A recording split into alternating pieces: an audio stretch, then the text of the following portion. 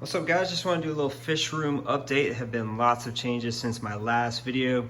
We'll start with the 75 gallon.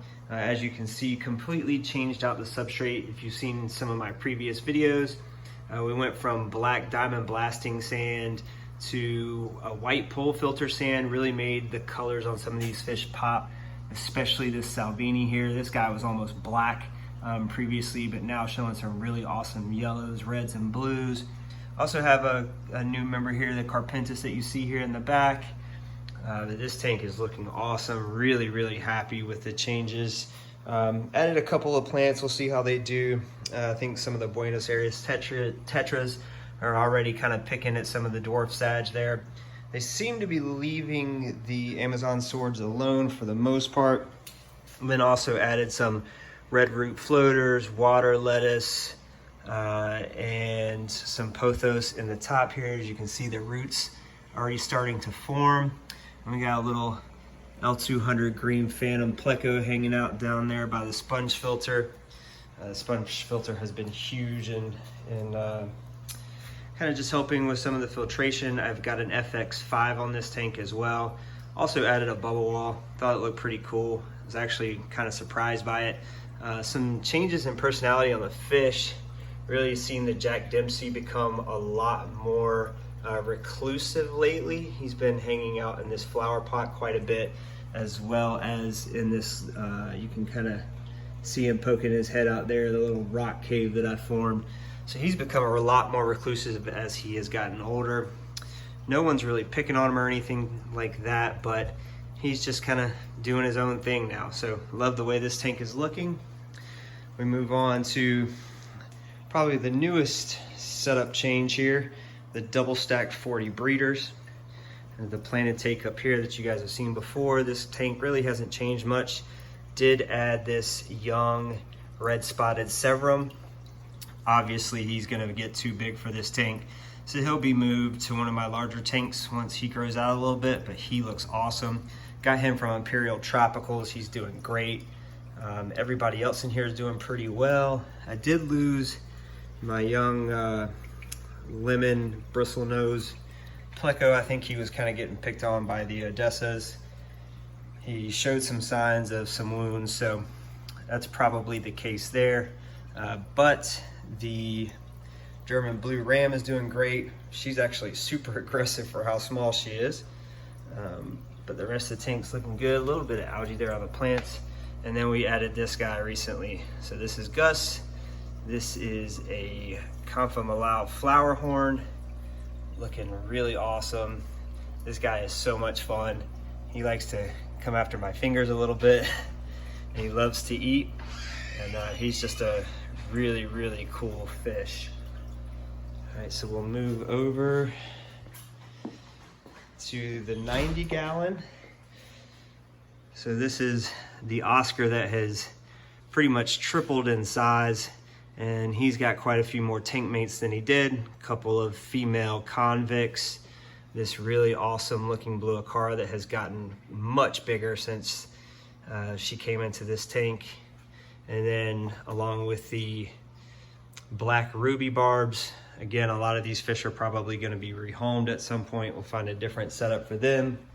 And then around to the side, there's usually an ornate Bashir hanging out right behind the filter intake, but he has probably moved into a different hiding spot, of course, because I'm trying to find him. But this is the black diamond blasting sand substrate. I'm gonna do a water change on this tank here in just a few minutes, get some of this algae around the bottom. This tank has an FX4 filter on it. I use Eheim Jaeger heaters in all of my tanks, super reliable, really easy to set. I do have some flow in this tank to keep everything moving, but this one is pretty overdue for a water change, so I'm gonna hit that today. And so stick around, we'll show some footage of that. Also show some footage of how to clean out some of the canister filters. All right, so while I do have a mag float, I'm gonna use this telescoping scrubber to get some of this algae here towards the bottom. You wanna be really careful with the mag float. around the substrate because you can get rocks caught up in it and it will severely scratch the glass of your aquarium. So I use this guy just to kind of hit the bottoms and get some of these spots that have where some of the algae likes to build up. Also around the silicone seals in the corners. Again, you don't want to scrape those guys up or damage them because otherwise you're going to have a lot of water on your floor, which in my case in the garage, not too big of a deal, but also don't want to lose fish. Sorry for the shoddy camera work there. So we're going to hit this up, finish this tank, get everything cleaned up, and then we will work on some water changes. All right, guys, I got the Python going here. If you don't have one of these, you are really killing yourself unnecessarily. So these guys are like 40 bucks and they are absolutely worth every single penny. They make life so much easier, especially if you have larger tanks, multiple tanks, all those things, man. It is just a game changer. So I typically run everything just under the garage door since my fish room is in my garage. Just makes things easier than having to run it to the sink and all of that. During the wintertime, I do have a water bandit. So just this, you can see it on the end here. It's just like a little $6 thing that you can get on Amazon. And it makes it easier to connect to different kinds of sinks. Mine's a little different. So that way I can bring heated water out here into the garage so that I don't have to put 50-degree water into a 90-gallon tank that typically runs at about 78. Really can kind of stress the fish out. And, you know, then you run the chance of disease popping up. So we got a little glare, do the water change.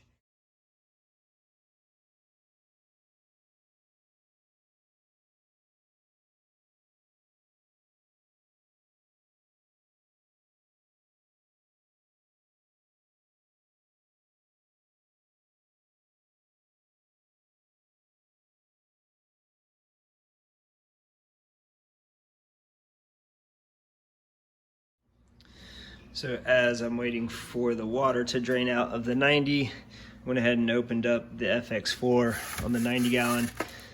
I clean these out pretty much once a month, but as you can see, sponge is looking pretty dirty. So I've got a couple of buckets of dechlorinated water. Actually came right from the tank. Make sure it's, you know, nothing, no chlorine to kill the beneficial bacteria. So we'll just give these guys a nice squeeze, get them all cleaned up, and we'll just put them back in the filter and we'll do all the sponges and rinse the biomedia as well. So actually not as much came out of here as I thought. And then we'll dump the rest out and we'll have a nice clean filter.